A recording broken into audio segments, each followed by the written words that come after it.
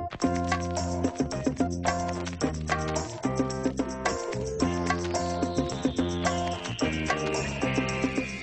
it's Isabel from thedietsolutionprogram.com, and today I'm going to tell you something very, very shocking, and that is that saturated fat is not the cause of heart disease.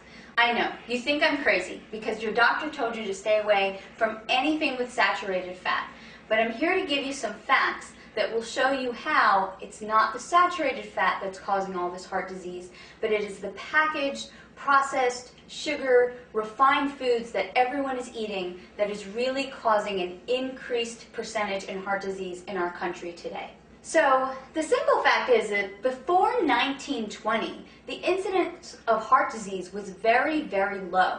And not until about 1950 did we see this increased rate of heart disease. I mean, I think the percentage now is heart disease kills 40% of the population, and that actually must be an old statistic. I'm pretty sure that it's a lot higher than 40% right now. So what happened between 1920 and 1950 that caused this increase in heart disease? Now, if the truth is that saturated fat is what's causing heart disease, we would assume that people now eat more saturated fat during that time. But actually, I have some interesting facts that came straight out of Sally Fallon's great book, Nourishing Traditions. And this is what she writes. During the 60-year period from 1910 to 1970, the proportion of traditional animal fat in the American diet declined from 83% to 62%. So actually, the consumption of saturated fat went down, and butter consumption plummeted from 18 pounds per person each year to 4 pounds per person each year. So actually, people were eating a significantly less amount of butter during that time. Interesting.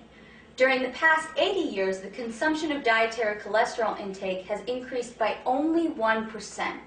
So if this is true, and actually people are eating less saturated fat, they're eating less butter, and they're not eating very much more cholesterol, how could that be the cause of this increased heart disease? Well, Sally Fallon also writes this.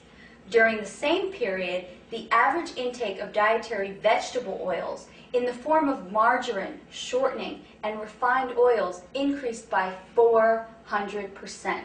This is significant. Once we started eating these refined oils, the incidence of heart disease drastically increased. She also says the consumption of sugar and processed foods increased by 60%. And I truly believe this is only one piece of the research. People are eating way too many processed fake foods, tons of processed carbohydrates, tons of sugar, and even in my own practice, when I decrease these foods, people become much, much healthier. So taking these facts into account, it is not the saturated fat. It's not the healthy, organic, raw butter that you can cook with that's causing heart disease. It's not the unrefined organic coconut oil. It's not the natural grass-fed beef. These things are okay. And it's not the egg yolk that's giving you high cholesterol. It's these processed foods, it's cakes, it's cookies, it's tons of pasta, tons of bread that's causing the incidence of disease.